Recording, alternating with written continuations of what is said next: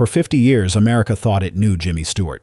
He was George Bailey standing on a snowy bridge, the stammering everyman who made a whole country believe a good life mattered more than a rich one.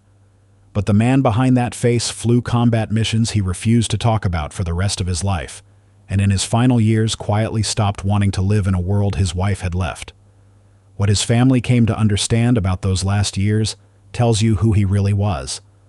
To the people who grew up with him, Stewart was less a movie star than a member of the family. He was Mr. Smith going to Washington and refusing to sit down. He was Elwood P. Dowd in Harvey, so gentle he introduced everyone to a 6-foot invisible rabbit. He was the quiet cowboy and the man who shot Liberty Valance and the watchful neighbor in Rear Window. And every December, without fail, he became George Bailey again, the man who believed he was worth more dead than alive until he was shown everything his ordinary life had held up. He was the tall, slow-talking neighbor you trusted on sight. He was nominated 5 times for an Academy Award and won once for the Philadelphia Story, and he kept the statue not in Hollywood, but on a shelf in his father's hardware store back in Indiana, Pennsylvania. It stayed in that window for 25 years. That decency felt real to audiences because it was real. What the audience never saw was the other half of him, the part he kept behind the porch light. James Maitland Stewart was born in 1908 in Indiana, Pennsylvania, a small town where his father ran the local hardware store. The Stewarts had kept that store for generations, and everyone in town assumed young Jimmy would take it over one day. Instead, he went east to Princeton, studied architecture, and drifted almost by accident into acting after graduation. Success did not come overnight, but when it came, it was enormous. When he won the Academy Award for Best Actor for the Philadelphia Story in 1940, his father back home did not quite know what to do with the golden statue. So he set the Oscar in the front window of the hardware store in Indiana, Pennsylvania, and there it sat, next to the nails and the paint, for the next quarter century.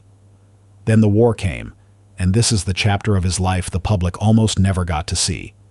Stewart was already one of the most famous men in the country, exactly the kind of star the studios would have kept safely at home making patriotic morale films. He would not have it. He tried to enlist and was first turned away for being underweight, so he deliberately put on the pounds until the army had no reason to refuse him. He learned to fly, earned his wings, and shipped out to England as a genuine bomber pilot, flying B-24 Liberators on dangerous missions over occupied Europe. He flew with real bomb groups, led men into flak-filled skies, and watched crews he was responsible for fail to come home. He earned the Distinguished Flying Cross and rose to the rank of colonel, and years later became a brigadier general in the Air Force Reserve. And for the rest of his life, he almost never spoke a word about any of it. He had a standing rule with interviewers: no war stories. Whatever he carried home from those skies, he carried it the way he carried everything, quietly, without asking anyone to notice. He married late. Jimmy Stewart was 41 years old when he wed Gloria in 1949, and it was the only marriage of his entire life. He took on her 2 young sons as his own, and then he and Gloria had twin daughters, Kelly and Judy. For a man the public pictured as a perpetual gentle bachelor, the surprising truth was that family became the whole center of his world. He was, by every account of those who knew him, a devoted and steady father in a town not known for either. That devotion was tested in the cruelest way possible in 1969, when his stepson Ronald, a young Marine, was killed in Vietnam. Stewart, who had once fought to be allowed to serve when he could so easily have stayed safe, now understood that loss from the other side of it as a father. He grieved as he always did, without a single public word. If you remember watching him, take a moment to subscribe. We tell one Golden Age star's real story every week. For 45 years, Gloria was the quiet steadiness behind the quiet man. Then, in early 1994, she died of lung cancer, and the people closest to Jimmy Stewart watched something in him simply begin to close. He withdrew from the world he had charmed for 6 decades. He stopped going out, turned down nearly every role and appearance, and spent long stretches alone inside the Beverly Hills home the 2 of them had shared for most of their marriage. Friends who came to visit in those years described a man who was still unfailingly gentle and unmistakably somewhere else, a man who seemed to be waiting. He had never chased the spotlight for its own sake, and now, without Gloria, he appeared to have very little reason left to keep standing in it. It was not bitterness, and it was not despair. It was closer to loyalty, the kind that does not end when one person is gone. He died in the summer of 1997, at the age of 89, with his children near him. And here is what those who knew him best have said in the years since.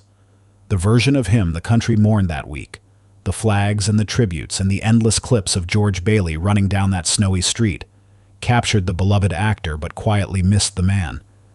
The man was someone who married once and meant it for the rest of his days. Someone who flew combat missions he would never brag about, buried a son and then a wife, and somehow stayed kind through all of it.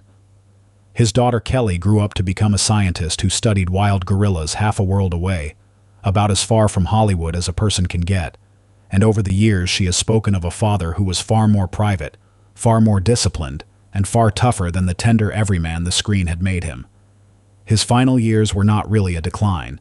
They were a long, quiet faithfulness, the choice of a man who had decided that a life without Gloria was a wait rather than a life. That is what the tribute reel skips. Not the awards or the famous roles, but the plain, unshowy steadiness that made every one of those roles believable in the first place. Jimmy Stewart spent his last years proving that the decency he played on screen had never been an act. Next time, the star America adored who died with almost nothing to her name, and the quiet reason why.